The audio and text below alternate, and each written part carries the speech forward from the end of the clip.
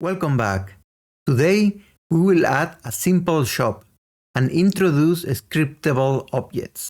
We will store weapon stats or assets. So adding content is as easy as duplicating an asset. Let's start by creating a scriptable object. A scriptable object is a data container. We will make one asset per weapon, which will contain its name, cost, and how much attack power it gives. Let's get to it. So first of all, I want you to create a new folder inside scripts and call it Scriptable Objects. Get inside. Now create a new mono behavior script called Weapon SO. SO stands for Scriptable Object. Click Enter. There is a few things we need to do to convert it into a scriptable object. First of all, we can remove this mono behavior and inherit instead from a scriptable object. Yes. We can delete now these two functions because we're not going to use them. Perfect. And now we can start in code. So first of all, we want to create a new header. Let's call it play. And let's create now a public string display name. Let's call it by default weapon. Yes. Let's add now a text area. You can do that by adding this text area up front. Let's call it public string description. Yes. Let's create now a new header called economy and power. Let's create two fields called public int cost gold, how much it will cost in gold. Yes. And now the attack gain. So we can say public int attack gain. And let's say by default 5. But we will change that for each weapon, no worries.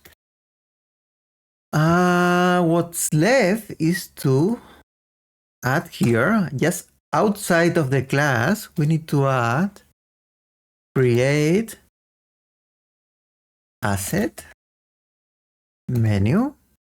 Then we can say menu name. And now we can say idle dungeon weapon. And then comma file name. How it will be called the file name by default. And we can say, this is not too important, but we can say new weapon. Yes. Let me check that everything is correct. Oh, we need to rename this to like that, file name with capital N. Yes. This will be the data container that we will use to create our weapons. So let's create them right now. So first we go back to Unity.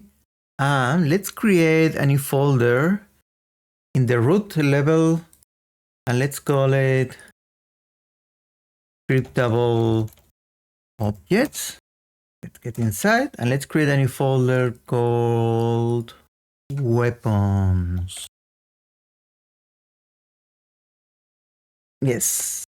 Now, if you click Create, you should be able to see here at the bottom a new menu called Idle Dungeon Weapon, right?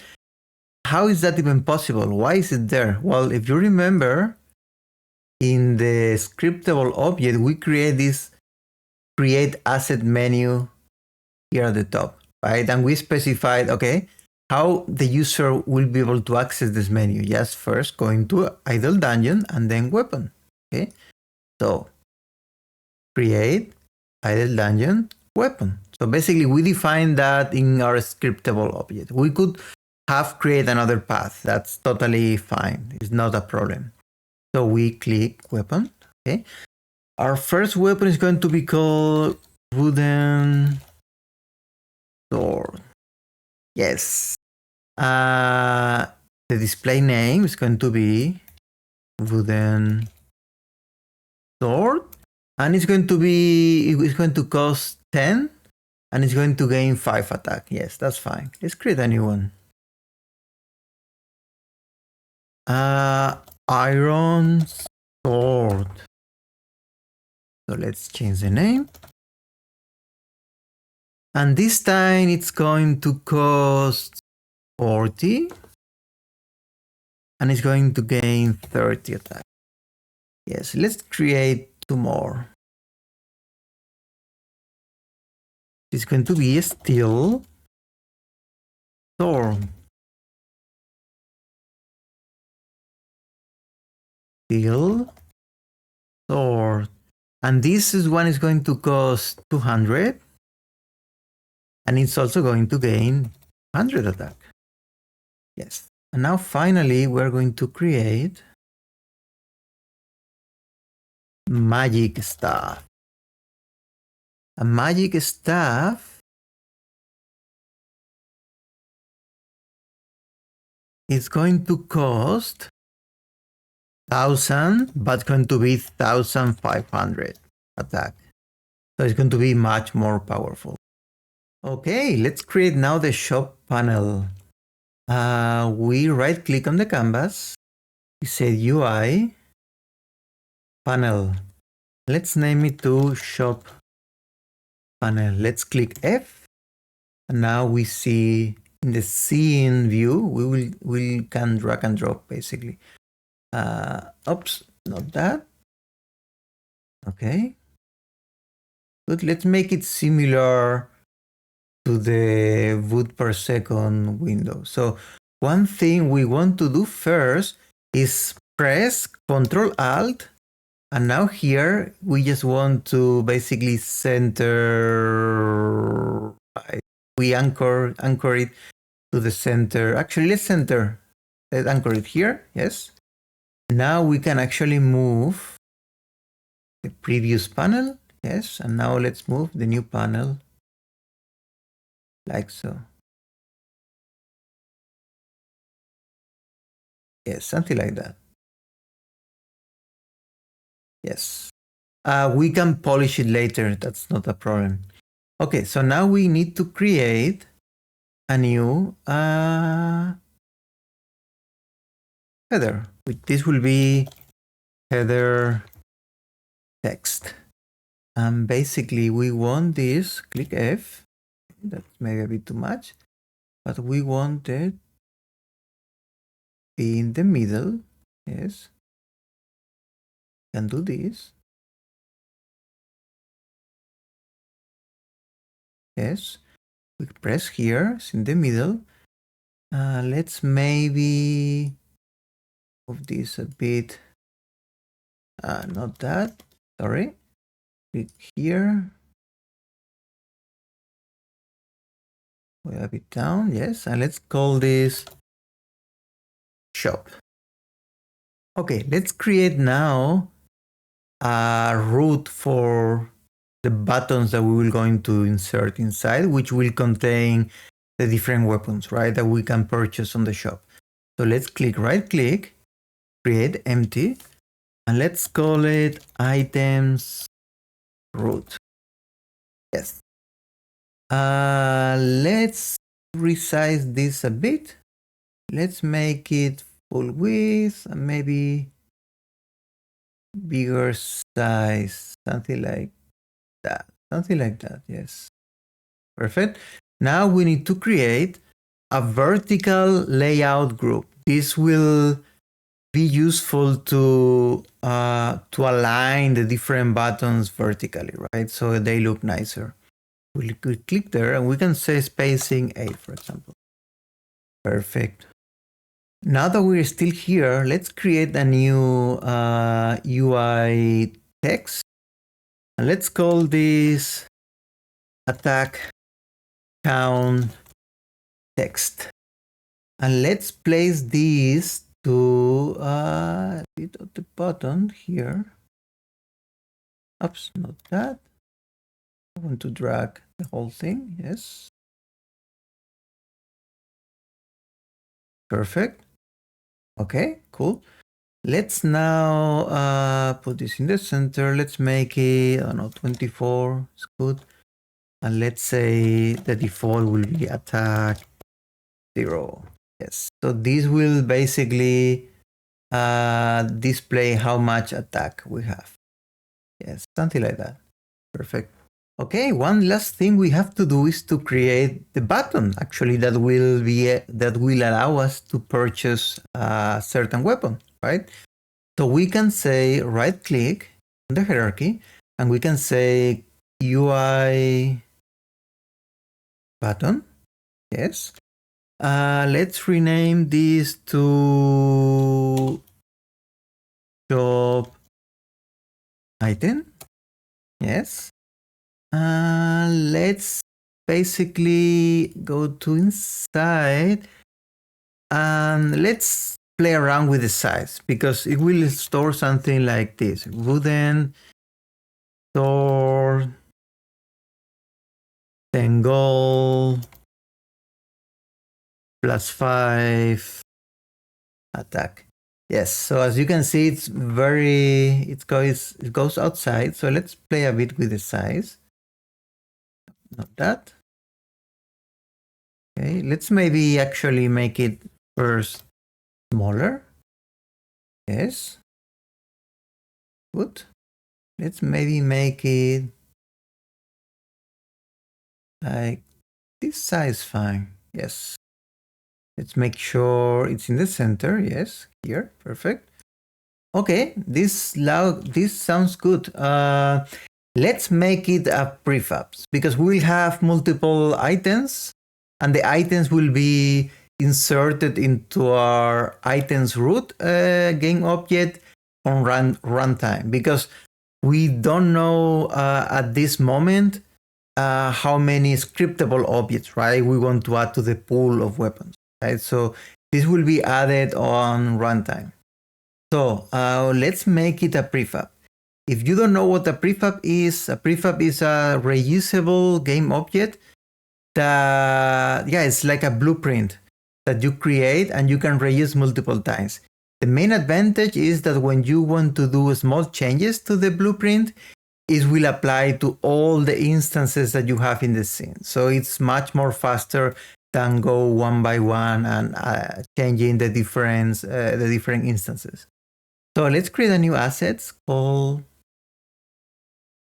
prefabs. Oops.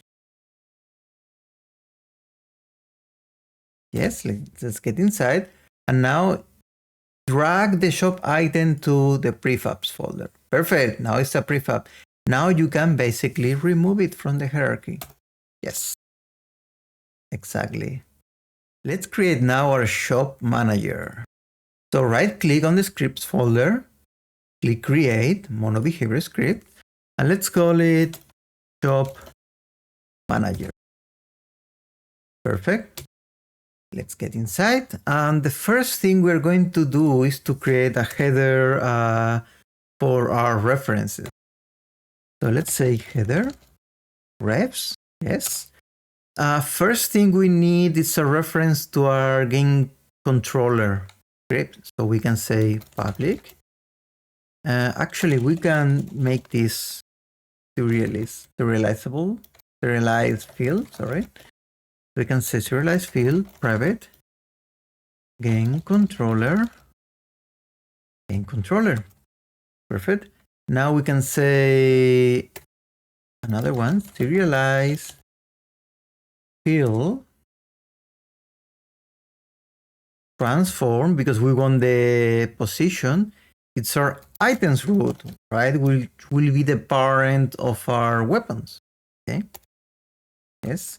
And now we can say serialize field private shop item. Sorry. It's not. This is going to be a game object. Yeah, shop item prefab, the prefab that we just created, right? So the script knows which weapons should create, right?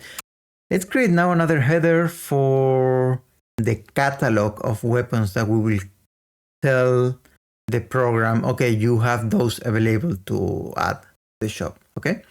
So let's create a new header. Let's call, yeah, shop items is good. And let's say public weapon SO, because this is actually our scriptable object. The weapons will be of type scriptable object. It's going to be a list, right? A list of weapons, and it's going to be weapons. Yes, perfect. Now, what do we want to add on the start? On the start, we all only want to do is to call our build shop method, right? Which doesn't exist yet, right? Doesn't exist. We are not going to need the update. We are not going to need that because we don't want to run any code constantly, but we will need the build shop, right? So let's create it. It's going to be private, the private void build shop, okay? And now what we want to do here is, first of all, we want to loop through all the weapons in our catalog in the shop items here above, okay? And we want to, for that we can use for each, is basically a loop, var weapon in weapons, okay? So we want to do, by the way, if there is no weapon,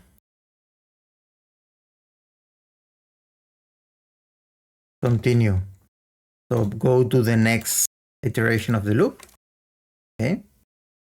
Now we want to spawn the different buttons, right? So we can say var, we can say go instantiate. Exactly, we want to instantiate the prefab into the items root, as we said before. Now we want to say our button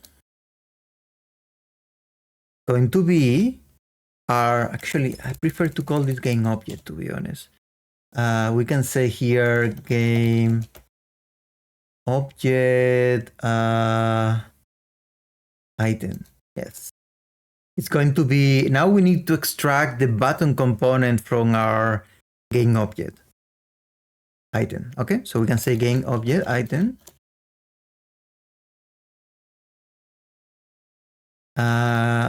Get component. We can say button because we're going to extract the button component. Oh, but this is wrong here. Perfect. Now we want to extract the label, right? So we can say label. We can say game object item. We can say the same thing. We can say, actually this time we want to extract the component from our children, right? Because let's go back to Unity for a second. If you go basically, let me show. So let's go to our prefabs, shop item.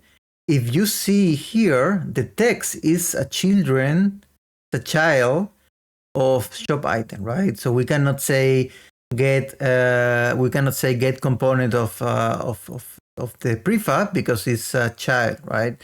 So we can use a new function which is get component in children, exactly.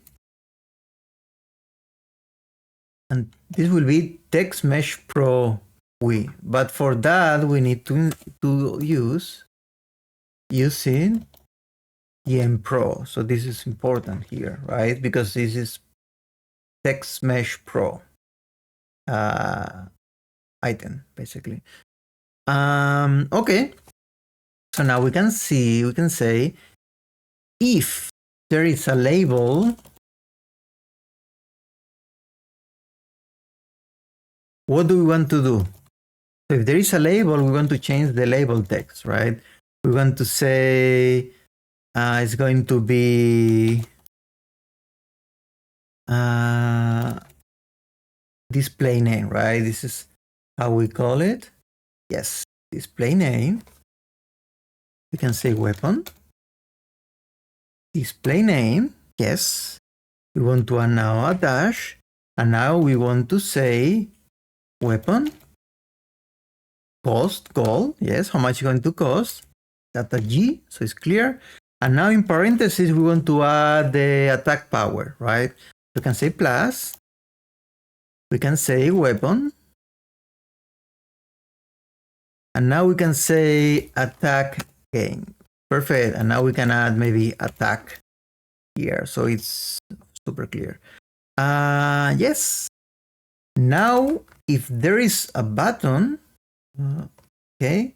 By the way, we need to import as well, because we are using buttons, we need to import Unity Engine UI. Yes, exactly. Okay, let's put here that. Okay. Now, if there is a button, what we need to do is button on click, add listener. Yes, perfect. And now we want to create a new function which doesn't exist yet, but it's going to be on by clicked. Okay. And it's going to be passed a weapon. Okay, this function doesn't exist, so that's why it's red. Let's create it right now. So this function will be executed every time the user clicks a button, clicks a weapon button. Okay, so let's do that. Let's say create private void on by click. Let's pass a weapons scriptable object weapon. And now we can say, okay, we can save the result into a boolean, say bot. And now what do we have to do? We want actually to call a function that already exists, which is, if you remember from the game controller, we didn't create it yet. Okay, so that's the first thing we have to do for sure. But basically it's going to be game controller. It's going to be called try by weapon. Okay? Okay, so as I just said, we are going to create this try by weapon in the game controller. So we go to the game controller. First thing, before creating the weapon, the try by weapon method, let's create a new header at the top to store the attack power, right, of the player. We can say header combat stats, and let's say public int attack power. Yes, let's say by default is 0.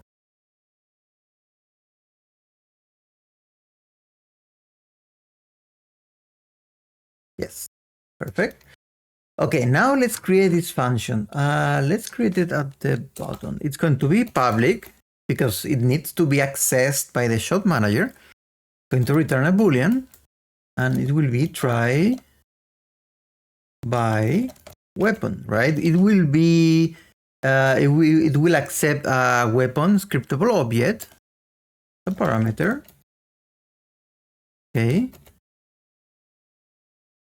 Perfect. What it should do. So the first thing we need to do is we need first to make sure the user has enough gold, right, to purchase the weapon. So we can say if goal, the goal of the user is lower than the cost of the weapon. So we can say cost goal. What we should do? then first return false, right? Because the user then we cannot purchase the weapon. Okay. So now, if the user has enough gold, we need to subtract the gold from its its gold or reserves. Okay. So you can say weapon cost gold. Yes. So basically, if the user has 50 gold and the weapon costs 10, after this statement, it will be the user will have 40. Okay. Okay, we subtract the gold, but we need to increase the attack power, right? So we can say attack power plus equal weapon attack gain, right? So if the weapon gives 10 attack, then the user had 0 attack before, now the user will have 10. Okay. What we can do maybe is to add also a debug line, and we can say but not that, sorry, but weapon play name. Perfect. Okay, that should be it. One thing we need to do, of course, is to return here true if the user purchased the weapon. Okay, so now we go to shot manager. Now, yes, now we don't have this underlined red thingy here. So now it found that. For the time being, we're not going to do anything with this spot variable, but we leave it there just in case we need it. Okay, let's go back to Unity. We still have to do a few things there. Perfect. Let's exit the prefab. Okay. Now we have to, first of all, the shot manager is currently not assigned to anything, right? To any object. So we need to go to the shot panel and assign the shot manager. Perfect. Now that we are here, let's wire some references here. So the game controller is our game controller. Okay. Items root is our items root. Yes. And shop item prefab is our prefab. So we can go to prefabs and assign it. Perfect. Also, what we have to do is we have to go to the shop items and add all the weapons that we want to add to the pool, basically. So we click here. First of all, we add sword.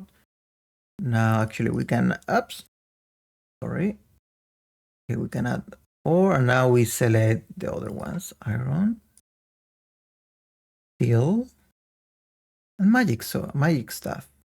Okay, so one last thing we have to do is to wire our attack label here with the UI controller, because we want to inform the user how much attack he has at all times. Okay, so we go now to our scripts UI controller. Okay, and now we create a new header because we want everything nice. UI shot panel, exactly. Yes. And this is going to be serialized field private text mesh pro. Yes. And now it's going to be not text, it's going to be what's going to be attack count text. So we are there, and now what we have to do is in the update function, we need to assign the value, right? Let's maybe add some comments here. Top bar, this is for the top bar. Then this is for the cell panel, exactly. And now we need for the shop panel. Yes, and for the shop panel, we are going to need, very much that. Attack count text, attack, and then we need to access the attack power for the game controller. So if you go to the game controller at the top, earlier in this video, we created this public int attack power field. Okay, if we would have created it being private, then we could not be able to access. But because it's public, we are able to access here. Okay, cool. All right, now we go back to Unity, and now we need to wire it up. So we click UI controller, sorry, and you see here the shop panel. We simply go click attack count and we drag and drop it here. Okay. One last thing before we click play. I want to change the background color of the panels because I think right now they don't look that good. Let's maybe use here black. Yes. Now it's a bit better, I would say. Yes, we are going to polish that in another video. Don't worry, it will look nicer. Maybe one thing that now here, I want to move, not the text tag, the header, a bit more to the button, so it aligns, yes, with the other panel, something like that. But as said, I will polish this later in another video. Okay, so now let's click play.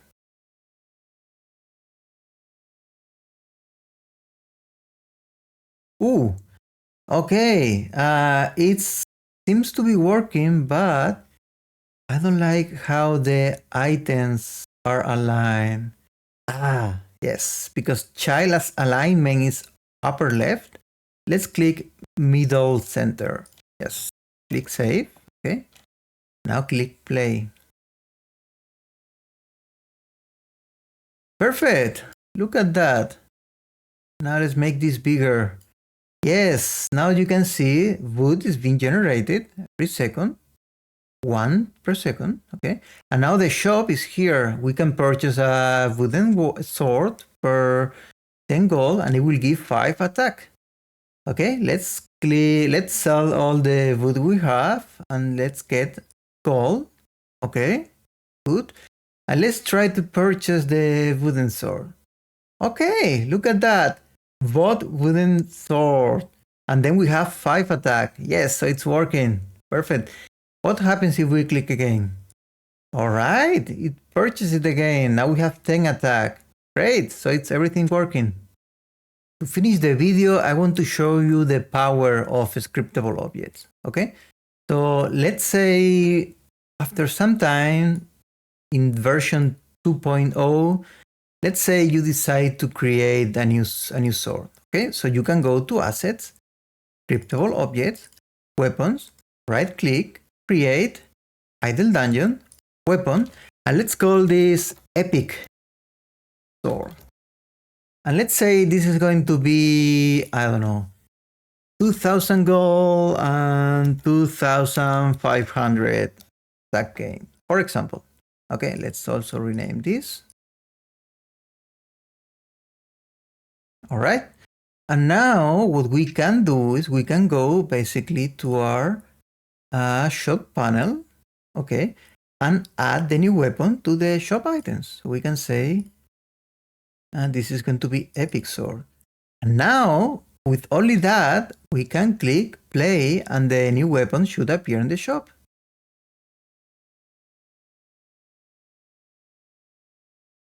Yes, look at that, it's over there. Here, yes, fantastic. You can see the power, like you can basically create new items for your game without touching the code, which makes everything cleaner and more scalable. And in the next video, we will start creating bosses.